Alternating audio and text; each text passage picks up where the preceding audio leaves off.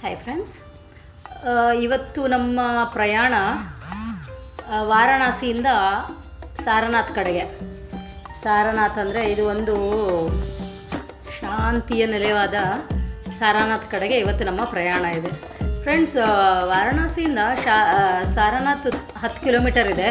ಈ ಒಂದು 20ರಿಂದ 30 ನಿಮಿಷದ ಒಳಗೆ ಆರಾಮಾಗಿ ರೀಚ್ ಆಗ್ಬೋದು. ಆರಾಮಾಗಿ ಸಾರನಾಥ್ ನೋಡಿಕೊಂಡು ಮತ್ತೆ ಬೇಕಾದರೆ ವಾಪಸ್ಸು ವಾರಣಾಸಿಗೆ ಬರ್ಬೋದು. ನಾವು ಹಾಗೆ ಮಾಡಿದ್ವಿ, ನೋಡಿಕೊಂಡು ಮತ್ತೆ ವಾಪಸ್ ಬಂದಿದ್ವಿ ಇಲ್ಲಿ ವಾರಣಾಸಿಗೆ.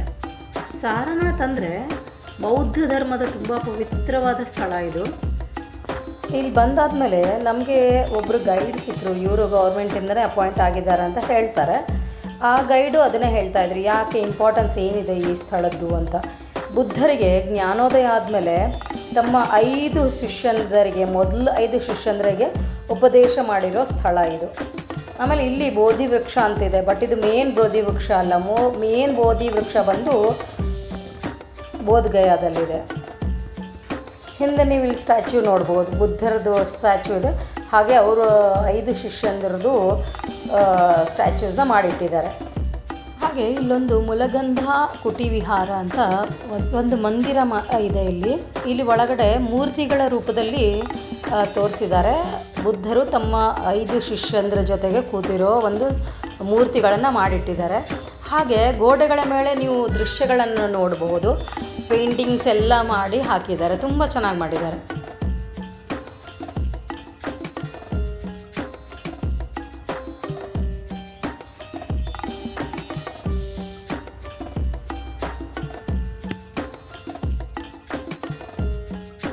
ಇಲ್ಲೊಂದು ಧ್ಯಾನ ಮಂದಿರ ಇದೆ. ಎಷ್ಟು ಶಾಂತವಾಗಿದೆ ಅಂದರೆ ಆ ಧ್ಯಾನ ಮಂದಿರ. ತುಂಬ ಜನ ಆ ಧ್ಯಾನ ಮಂದಿರದಲ್ಲಿ ಕೂತ್ಕೊಂಡು ಧ್ಯಾನ ಮಾಡ್ತಾರೆ. ಒಂಥರ ನೆಮ್ಮದಿಯಾಗಿ ಅನಿಸುತ್ತೆ ಅಲ್ಲಿ ಹೋಗಿ ಕೂತ್ಕೊಂಡು ಧ್ಯಾನ ಮಾಡಿದರೆ.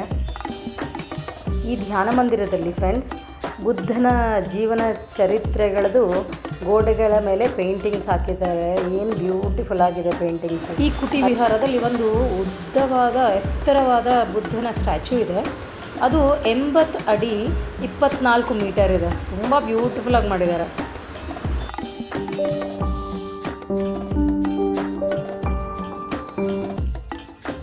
ನೆಕ್ಸ್ಟ್ ಫ್ರೆಂಡ್ಸ್, ನಾವು ಸಾರನಾಥಿಂದ ಗಯಾಕ್ಕೆ ಹೋದ್ವಿ. ನಿಮ್ಗೆ ಗೊತ್ತಿರುತ್ತೆ ಸುಮಾರು ಜನರಿಗೆ ಗಯಾ ಯಾಕೆ ಫೇಮಸ್ಸು ಅಂತ. ಗಯಾದಲ್ಲಿ ಆ್ಯಕ್ಚುಲಿ ಜನ ಬರೋದು ಇಲ್ಲಿ ಪಿಂಡ ಪ್ರದಾನ ಮಾಡೋದಕ್ಕೆ, ಶ್ರಾದ್ದ ಮಾಡೋದಕ್ಕೆ, ಅವರ ಪೂರ್ವಜರದು ಶ್ರಾದ್ದ ಮಾಡೋದಕ್ಕೆ ಬರ್ತಾರೆ ಮೇಯ್ನಾಗಿ ಇಲ್ಲಿ ನಿಮಗೆ ಏನಾದರೂ ನೀವು ಸಾಮಾನು ಬಿಟ್ಟು ಬಂದಿರ್ತೀರ ಅಥವಾ ಏನಾದರೂ ಶ್ರಾದ್ದ ಪಕ್ಷ ಮಾಡೋದಕ್ಕೆ ನೀವು ಸಾಮಾನು ಇಲ್ಲ ಅಂದರೆ ಇಲ್ಲೆಲ್ಲ ನಿಮಗೆ ಸಿಗುತ್ತೆ. ಇಲ್ಲಿ ನೋಡಿ, ವಿಷ್ಣುಪಾದ ಇದೆ. ಸೊ ಶ್ರಾದ್ದ ಮಾಡೋದಕ್ಕೆ ಮೇನ್ ಬೇಕಾಗಿರೋದು ವಿಷ್ಣುಪಾದ. ಸೊ ನಿಮಗೆಲ್ಲನೂ ಸಿಗುತ್ತೆ ಇಲ್ಲಿ ಈ ಗಯಾದಲ್ಲಿ. ಸೊ ಏನೂ ಹೆದರ್ಕೊಳ್ಳೋದು ಬೇಕಿಲ್ಲ, ಎಲ್ಲ ಸಿಗುತ್ತೆ ನಿಮಗೆ. ಆಮೇಲೆ ಇಲ್ಲಿಂದ ನಾವು ಒಳಗಡೆ ಹೋದ್ವಿ. ಇಲ್ಲೆಲ್ಲ ಮೊಬೈಲ್ ಅಲೌ ಇರಲಿಲ್ಲ ಒಳಗಡೆ. ಸೊ ಹಾಗಾಗಿ ನಾನೇನು ವಿಡಿಯೋ ಮಾಡಲಿಲ್ಲ. ಇದು ನೋಡಿ, ಇದು ವಿಷ್ಣುಪಾದ ದೇವಸ್ಥಾನ ಇದೆ. ಅಲ್ಲಿ ವಿಷ್ಣುಪಾದನೇ ಇದೆ. ಇದು ಗಯಾ ದೇವಸ್ಥಾನ. ಮೇನ್ ಜನ ಬರೋದು ಇಲ್ಲಿ ಪಿಂಡ ಪ್ರದಾನ ಶ್ರಾದ್ದ ಮಾಡೋದಕ್ಕಂತಲೇ ಬರ್ತಾರೆ ಇಲ್ಲಿಗೆ. ಇಲ್ಲಿ ಅಕ್ಷಯ ವೃಕ್ಷ ಅಂತ ಒಂದು ವಟವೃಕ್ಷ ಅಂತ ಹೇಳಿ ಒಂದು ಮರ ಇದೆ ಇಲ್ಲಿ. ಇದ್ರದ್ದು ಇಂಪಾರ್ಟೆನ್ಸ್ ಏನಂದರೆ ಇಲ್ಲಿ ಮಾಡಿರೋ ಶ್ರಾದ್ದ ಪಕ್ಷ ಯಾವತ್ತೂ ಫಲ ಕೊಡುತ್ತೆ ಅಂತ ಒಂದು ನಂಬಿಕೆ ಜನರ ಹತ್ರ. ಸೊ ಹಾಗಾಗಿ ಇಲ್ಲಿ ಸುಮಾರು ಜನ ಬಂದು ಈ ಗಯಾದಲ್ಲಿ ಪಿಂಡ ಪ್ರದಾನ ಹಾಗೆ ಶ್ರಾದ್ದ ಮಾಡಿ ಹೋಗ್ತಾರೆ. ಇಲ್ಲಿ ಮಾಡಿರೋದು ಯಾವಾಗಲೂ ಫಲ ಕೊಡುತ್ತೆ ಅನ್ನೋದು ಒಂದು ನಂಬಿಕೆ.